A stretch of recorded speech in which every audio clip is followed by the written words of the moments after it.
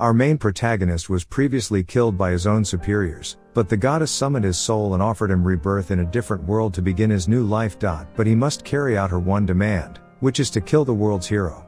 Our main character accepted the terms and was reborn as Lu in the Nobel family of assassins. Lu gained magic knowledge there, and one day he even saved a girl named Tart. Following that, Lu father Qian handed him his final instruction session, instructing him to create a merchant information network in 2 years, pretending to be the son of a Baller, the head of trading company.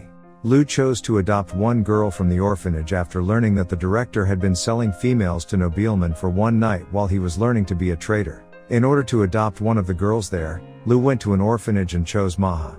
However, the director insisted that Maha needed 3 days to prepare, while in fact he intended to sell Maha to a nobleman and to use her himself. Maha was aware of this, so she attempted to flee but was grabbed by the director's goons.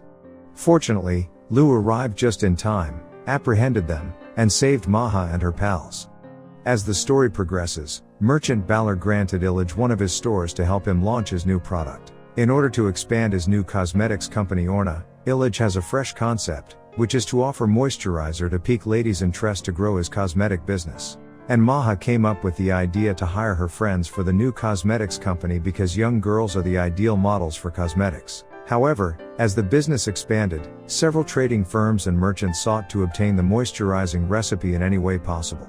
As his 2 years of experience gaining came to an end, Illich successfully established himself as a businessman and created a large information network. And to manage his cosmetics firm Orna, Illich appointed Maha as its new head. In order to expand the company under her leadership, Maha intended to purchase a new store in a nearby town, but Illich secretly digged Maha's past that she was the daughter of a businessman from that town. However, Maha's father's right-hand man betrayed him and took over the company, so now she intended to intensify her efforts to overthrow the company through Illich Business Company.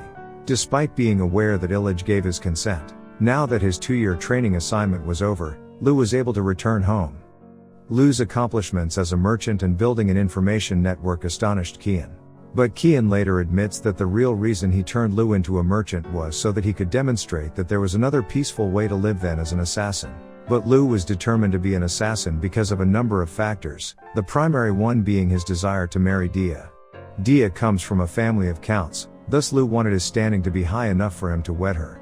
Thus, Lu was given his first mission, which was to assassinate a noble who had been providing military intelligence to the neighboring kingdom in exchange for narcotics.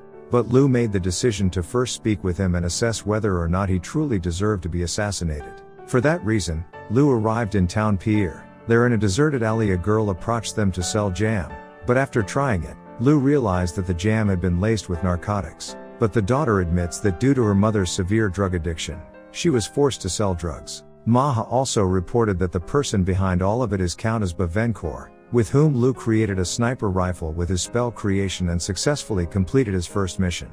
As the story progresses, Lu begins to seek divine treasure in order to use it against the hero with the assistance of Maha.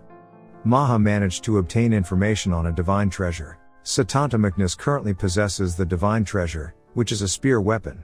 However, Maha says that a civil war with the neighboring kingdom has broken out and that members of the Diaz family are fighting in it as soldiers. And Satanta Magnus, the wielder of the celestial spear, is a troublemaker in the rebel army. The keeper of the heavenly weapon is after them, so Lu meets Dia to persuade her to go with her family to the capital, but Dia refuses to leave her territory.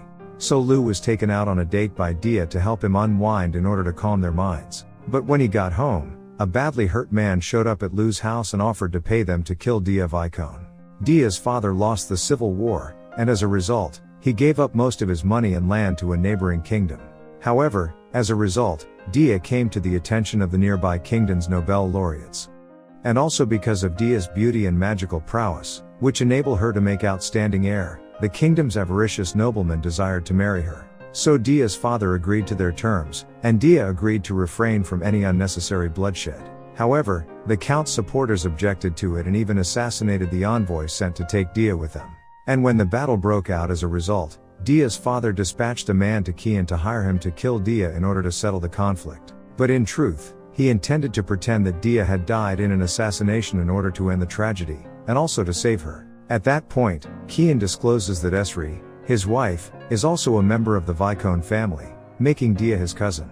Lu thus agreed to take on the task of saving Dia, and when he arrived in the Vicone land, he discovered that the armies of 1,500 men had already begun the conflict.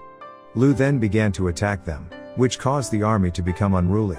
Therefore, Lu seized the opportunity and entered the palace covertly carrying a dead female soldier body in order to pretend that Dia had died and remove her. However, the owner of the divine spear Setenta suddenly appeared on the battlefield, and even the Lu cannon proved ineffective against him. Because Setenta uses an S-rank skill Berserk, which increases the user's power. However, Setenta challenged Lu to a duel. Lu realized he couldn't beat him in a head-to-head battle, so he built a metal rod and launched it into space near the orbit. The conflict came to an instantaneous end when a metal rod fell straight on Setenta as it was just getting started. The Avalan Kingdom was at peace after that, but one day Lu learns from Kian that a hero by the name of Brave had finally appeared. So with that, our anime comes to an end. For more new and shortest recaps, please subscribe to the channel and press the notifications button to get the most recent update on the channel. Until next time.